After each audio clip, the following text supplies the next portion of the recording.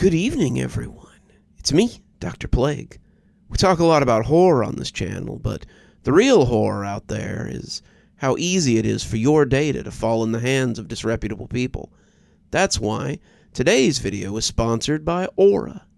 While you're enjoying today's spooky video, data brokers, those things that go bump on the web, could already be selling your information to scanners, spammers, and anyone else who may want to target you.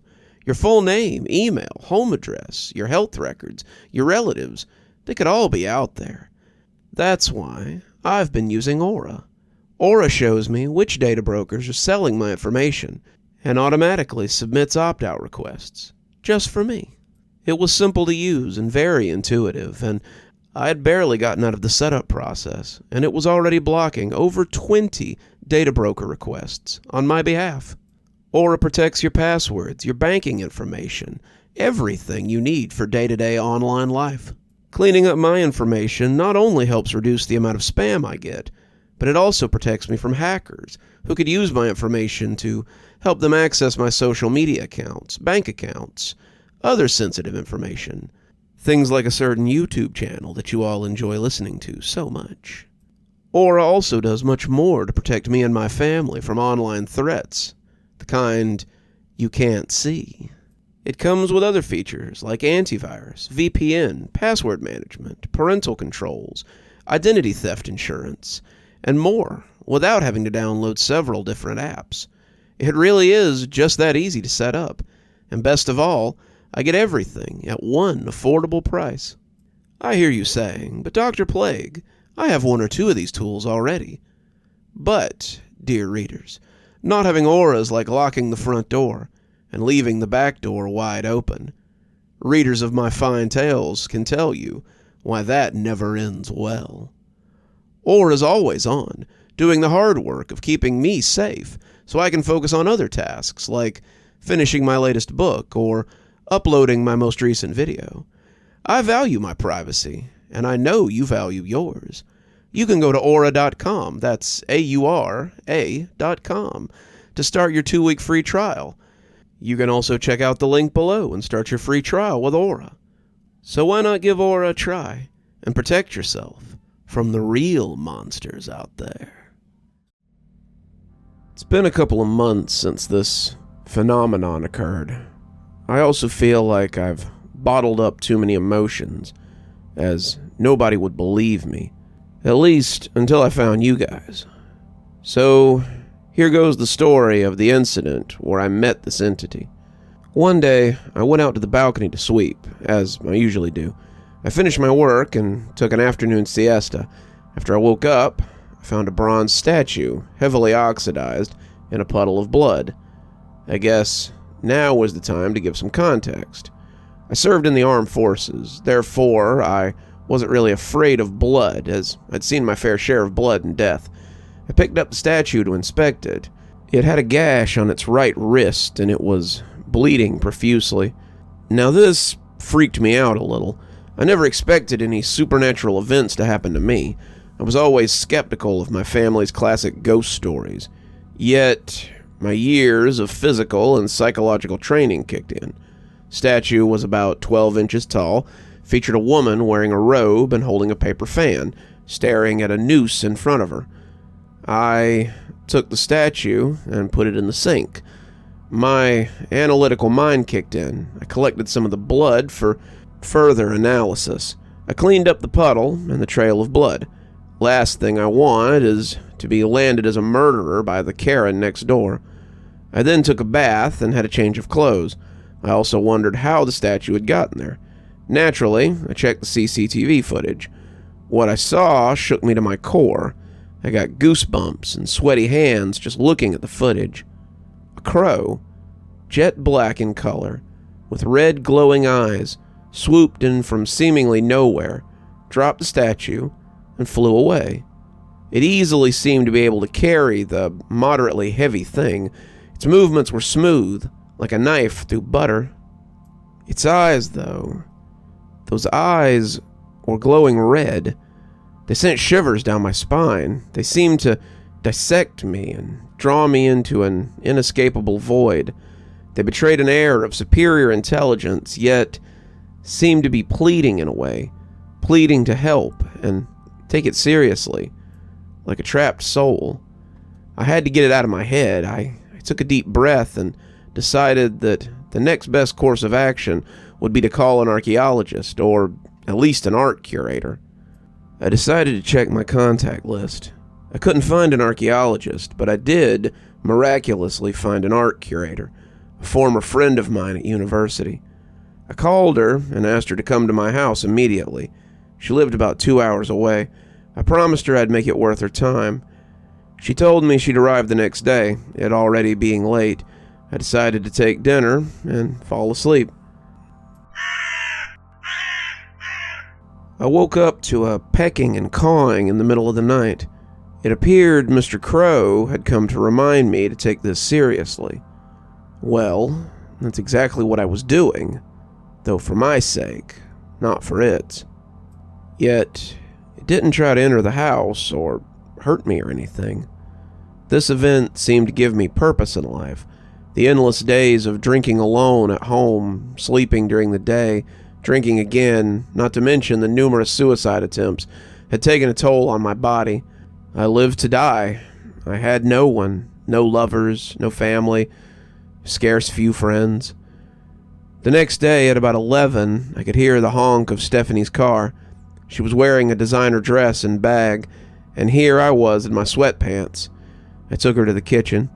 I think she was expecting to see art or valuable artifacts, not a horrific old statue. She gasped and almost fainted at the stream of blood in the sink. I put her on the couch and asked her to take a deep breath. I plucked some chamomile and crushed them. I find that the smell of chamomile calms me down, and it seemed to allay some of her fears. I asked her if she had a solution to my problem. Still in shock, she replied with a hushed voice, "No."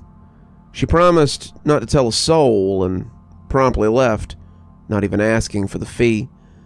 I guess regular people are afraid of blood to an extent, and it appears that the alcohol numbs my nerves as well. The only remaining answer was to take the blood to a forensic analyst, hoping that it was human and that they could recognize the DNA. I called one of my acquaintances from the Army, who now works as an analyst. He asked me to meet him at 4 in the evening. I said that sounded fine. The next week breezed by. That is, until the day I got the results. The blood was that of Miss Mizoom, who was found murdered at her home 2 years back. The killer was never found. I had to bribe my friend to keep his mouth shut so I didn't end up in a police interrogation room. I assessed the public records relating to her case. Her body was found in a state of advanced decomposition, despite being killed only a day prior. She had acid burns and bite marks all over her body. Her house, and especially the attic, was completely trashed. I took a cursory review of her family history. Her elder sister was found dead in her room 2 years later, 4 months back. She'd committed suicide by slashing her wrist. What's more, she was found with the statue in her room. Though, why was the younger sister's blood flowing from the statue when the older was found with it? It seemed that the deaths were connected somehow. The older sister's death seemed natural as suicide could be, and that's why I'm in front of her uncle's house, uninvited, like a burglar. I'm glad he didn't just shoot me on sight. Her uncle was an old man in his 60s. He didn't seem too happy, but he politely invited me in. He gestured for me to have a seat on the sofa and got me a cup of matcha. I introduced myself as an art curator who came into possession of a bronze statue. He almost spat at me in disgust. "So you make your living selling dead people's artifacts?" I shrunk back, but calmly, as I replied, "No, I came into possession of it through an agent. I didn't know it belonged to a deceased person, till today." I continued, "I wanted to pay my respects. I was sorry for your loss."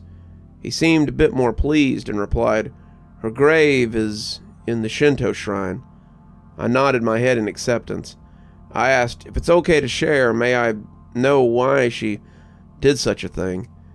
He was taken aback. He replied, "Thank you for your concern. Not even her own family demonstrated that. Kiyomori was quite attached to her younger sister. Actually, now that I think about it, she probably had an unhealthy obsession with her sister. She paid for her college tuition, funded her hobbies, advised her, and followed her everywhere, if possible, despite being a responsible adult. The only obsession she had other than her sister was the statue you talked about. The statue was that of my aunt, Kia, Mori's grandmother. She chose to end her life the same way, just like Kiyomori did." Why did she commit suicide?" I asked. "You're obviously a curious person. I'll humor you. My aunt was forcibly married to a corrupt administrator. When she threatened to demask him, he turned public opinion against her and managed to get her arrested for adultery. She was sentenced to be hanged, but cut herself a day before. Her only choice was the noose or the blade. The statue was a commemoration of her honesty." I thanked him and walked to the front door, absent-minded, trying to fit the pieces of the puzzle together. As I walked out, I sensed a tingling on the back of my spine. I turned my back to see a pair of glowing yellow eyes staring back at me. It suddenly skittered away, with its body not to be seen. I'm not proud of what I did next. I ran through the street as fast as I could and reached home in record time. I opened a can of beer and turned on the TV. I doubted the soundness of my mind, and I thought my eyes were maybe playing tricks on me. Yet it had to be true. After all, I was sober back then, and my eyesight did save me back in Afghanistan. Also, in no way am I going to get killed like another horror movie protagonist. I don't think I'll knock on doors or investigate directly. I loaded my concealed Remington and disabled the safety. I'm going to sleep with it every day. You're still here. Thanks so much for joining us for tonight's spooky tale. If you'd like a little bit more spooky in your life, why not click on one of the videos that appears at the end of our story? Or maybe head on over to one of our playlists where you can get your fill of spooky content. If you like your spooky a little more tactile, I've got a new book that's come out. If you'd like your own copy, there's a link below in the description where you can get your own copy of my spooky book. If you like what you see here on the channel and think you might like to support in a more monetized way, then why not come over to Patreon or become a member on YouTube? Speaking of, let's go ahead and thank our members now. Thanks to Civ Garstad, Unicorn Hollow, and Army Dude for being our Spooky Ghost contributors. Thanks to Janet, Lee Kendall, Saikat, Ronda J, Sue Casper, and Valinator for being our Spooky Skeleton contributors.